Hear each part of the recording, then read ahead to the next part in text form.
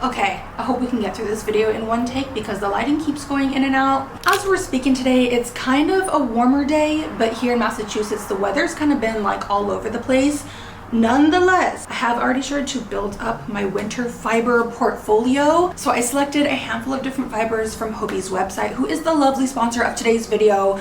Y'all know I'm really like ride or dies for Hobie. There it goes. There goes the lighting again. It's changing up on me. I feel like this is gonna drive me crazy. I will say that somewhere around the middle of summer, something in my brain switched and all I could do was think about fall and winter crochet. But I think because we got the news that we're moving to the East Coast, my mind was already working preemptively, and the excitement to crochet sweaters and big chunky scarves, anything cozy and just winter inspired, has really been on my radar lately. So I wanted to kick off the fall and winter season with some of my favorite Hobie fibers. Now naturally these are all kind of more geared for like the colder weather, but this time around I did make sure to jot down projects that I have in mind for each of the different fibers. So let's get into all of my top picks. And before you click away, I did get a coupon code for you all from Hobie. This is my first coupon code ever. So if you want the discount code, you gotta stay tuned. Now this yarn has been on my radar for quite some time. I tried to get my hands on this specific colorway a few years back, and every single year around this time they are completely sold out. But with the Hobie Winter Glow, this one is 51% wool and 49% acrylic. This colorway in particular is so breathtaking, but something about this mixture with like some mustards, some deeper browns, and even like these really gorgeous pops of like a sky blue. I've seen so many different creators use this specific shade, and just the way that all of the colors blend with each other, it almost looks like a hand-dyed yarn. So I'm really glad that I got my hands on it this time around. Also, can we speak about the fact that these cakes are just about the size of my head? Let me see, what's the yardage on this thing? 766 yards in one cake, and it's also a number 3 DK. So even if it's not super chilly where you guys live, the number 3 DK is like a really safe weight of yarn to work with. At the same time, you can also like double strand this, add on mohair, however thick you need to make your gauge. I also picked out shade number 25. I have some of this color in my stock currently, but I don't have enough to make a sweater or a cardigan or anything, so I wanted to pick up a few more. Now this one is a little bit more neutral. I believe this one works up a little bit more stripy, whereas this one kind of looks just like, it looks more tonal, obviously. So these are my first 2 top picks.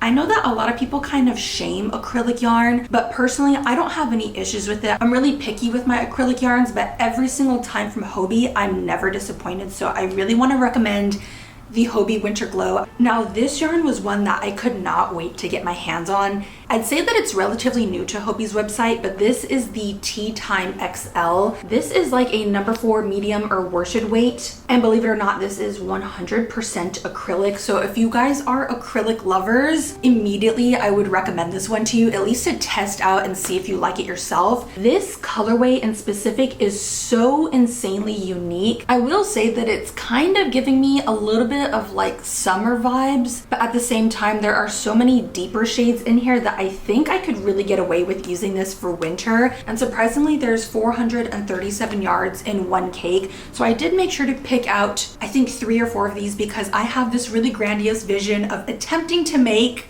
drumroll please, a vertical stripe top. I believe it was back in my summer patterns recommendation video where I found that specific technique used a lot in like maxi and midi skirts where the stripes are running vertically instead of horizontally.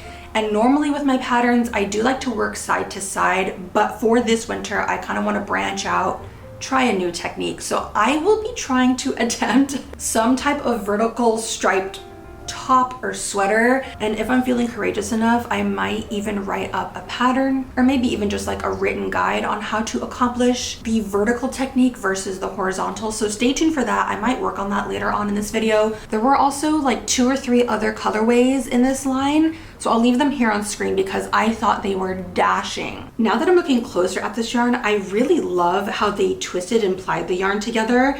Instead of getting like straight up stripes, I feel like the colors are gonna blend and meld a lot better together. Can you see how the physical strand of the yarn has multiple colors? So it's not just solid in one section and then a different shade over here. They really took their time to like mix and blend like 3 or 4 different shades into the one strand of yarn. So this This might be a top yarn for the end of the year, but we'll come back for my honest thoughts once the project's done. Another yarn that I picked out for winter is Tony's Apricity. This is a brand new launch. If you guys don't know Tony, TL Yarn Crafts, you need to go check out her channel because she posts amazing videos. But I was lucky enough to kind of test out and review this yarn a few weeks back, and this colorway in specific was my all-time favorite. Obviously it's like earthy toned, it's kind of browny and like mustard, but it's also like just a little bit yellowish, maybe like a hint of green almost, dare I say. I don't want to say strange, but it's a very interesting colorway,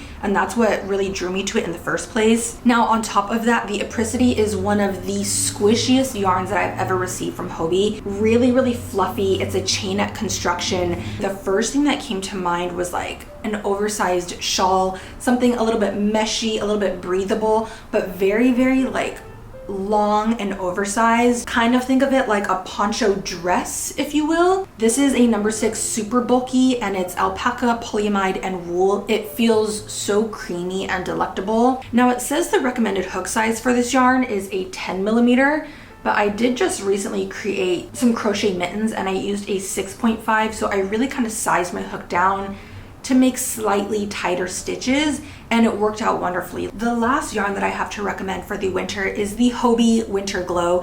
This is their standard solid color edition. As I was showing you guys earlier, they have the variegated version of Winter Glow, but of course, who would they be without the solid color option? I am the first to go for a variegated yarn, and normally a lot of my projects have a ton of color, whether that's color changes, stripes, or variegation. So I kind of want to get back to my roots and make more everyday basic wear for winter. So I picked out this shade in the Hobbii Winter Glow. I really love this color because it's so deep and saturated. This is colorway number 36. And then the other colorway that I picked out is this one. Definitely like pumpkin vibes, autumn vibes. I was also thinking about possibly knitting with this instead of crocheting. So maybe I will knit with this shade, and then I can crochet with this one. This is honestly the best time of the year to stock up on all of your fibers. Starting on November 13th, Hobbii is hosting their annual Black Friday sale. It's when they mark off up to 70% off of all of their yarns. So even if you guys aren't the biggest winter knitters or crocheters, you could stock up on your summer and spring fibers right now, especially because I have a 5% off discount code for you. I will leave that here on screen so you guys can use that at checkout. And I want to start a conversation in the comments. Let me know what is your all-time favorite Hobbii yarn, or even the yarn that you're currently working with, and what projects are you guys gearing up to make for the winter. I need to eat lunch right now. I'm gonna clean up, and then hopefully in the next day or two I can come back on camera and show you guys a possible new whip. I'm hoping that I have enough time over the next few days to crochet that vertical stripe top. So you guys are gonna see here first what the progress is and how it's going.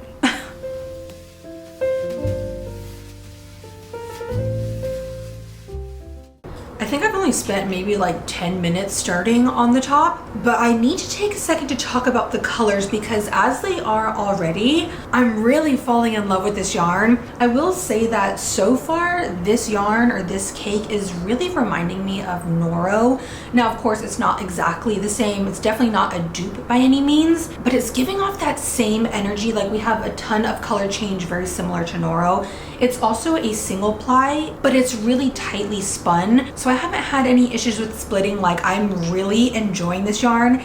And to top it off, these colors. I wish the cake came all just with these colorways because this would make such a gorgeous like dress, a cardigan. I do love a ton of color, but something about just these colors in specific, it's really giving me like that autumn vibe. So I wanted to kind of just show you guys how it's working up so far. Now I started to make this top with foundation double crochets, and because I want this to run vertically instead of horizontally, I really just made a really long foundation chain and then I held it up to my torso. But I kind of just estimated how long I want the top to be. I think I'm only like 5 rows in, and as I'm already looking at it, I kind of wish I had made it a little bit longer. I'm just gonna eyeball how many rows I need to reach until I can hit like the outside of my neck, because I do want to implement a little bit of like neckline shaping. So I do want to taper and decrease a few of the rows until I hit about like collarbone section.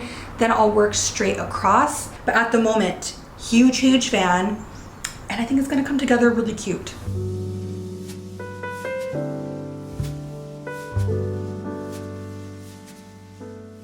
boy, do I have an update for you guys. I finished up the front panel. I will say that the colors are kind of coming together very crazy. I should have known just by looking at the cake of yarn that this was gonna have like a lot of vibrancy, but for some reason my brain wasn't registering. I think I was really just looking at the fall colors. My brain is also still kind of stuck in Cali time and Cali weather. So even like in the dead of winter, you can kind of get away with like a crop sweater or a crop top. So just to be safe for my first East Coast winter, I extended the top just by like maybe 1.5 inches so that it's more full length. But I will say that I'm really enjoying the vertical stripes. I think it kind of changes up the look altogether. Something else that I've kind of been playing around with and implementing is, I'm not too sure of the correct terminology, but I think they're kind of called like gussets. But at least in my mind, it's like the opposite of having a dart in your clothing. So instead of like taking in some of the fabric, I've been implementing little bits and pieces or just like little sections of these extra additional rows. But instead of adding extra width to the entire top, I was kind of aiming for just a little bit of a flare or like an increase towards the body of the top so that it kind of gives me that illusion of like smaller waist and then wider, a little bit wider at the bottom. This is like one of those sections where you can see that additional just few inches of work right there. So yeah, I just kind of worked up, shortened my stitch length, and then turned right back and did slip stitches. So I decided to add on 4 of those like little gussets just to kind of give it that extra little width at the bottom of the top. So you can see the gusset right here, and then I think one right here, right here, and right here. So I have 4 in total. I'm kind of going for more of that classic sophisticated look. This was very spur of the moment. I don't know what kind of came over me. I just thought I would try something new. Yes, I have already started the back panel. Why is the sun going down as I'm filming? I think for the back panel, I'm not gonna really focus on adding those extra gussets and stuff to the bottom portion. All in all, I just need to continue to work on this back panel and then get around to making the sleeves, which I will be honest, I'm not too sure how I'm going to attempt that yet. I know earlier in the video, I was telling you guys that I was hoping to put together either like a pattern or a guide on this top.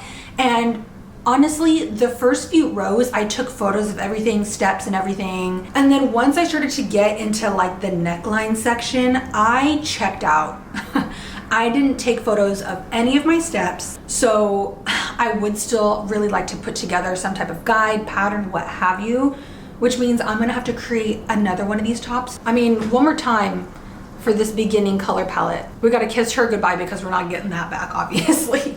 Somehow I finished this top just in time for me to edit the video and post it, so take a glance, take a nice little gander at her. There are a few little things that I personally want to adjust with the top because overall, I really do like it. I like the fit of it. Like the tapered sleeves, we nailed that. I have no complaints with the sleeves other than they could be a little bit longer, so I kind of need to block that. Oh, there goes my light. Now let's talk about the actual body of this top. If you'll notice, I think there is one of 2 issues.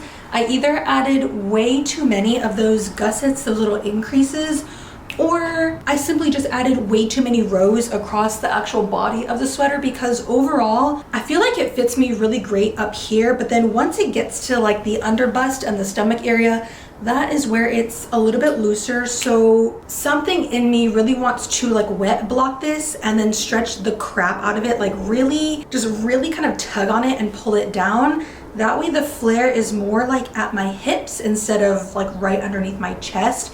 But overall, I think she's stunning. Like I just need a little bit more length and then she's Gucci, she's good to go. And honestly, I think this top would have worked out completely fine had I not added on the little bit of increases and like the little tapered gussets. Like if I had steered away from that, this would have fit a lot more tight on me like that.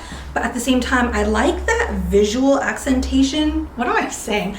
I like the visual accent of the stripes kind of flaring out because then it kind of accentuates my non-existent curves, which is what a girl needs. I need help with that. So in the future, I think my back panel could have done like maybe 3 to 5 rows less so that it's a little bit tighter here. But now I'm excited to make another one because I already know like the little bit of corrections that I want to make. and then hopefully the next one will be even better. The lighting keeps going in and out, so it's kind of my cue to end the video here. But if you guys are interested in me writing up a little pattern, a guide, even a tutorial on the vertical construction top, let me know down below in the comments. Without further ado, I'm gonna block this bad boy.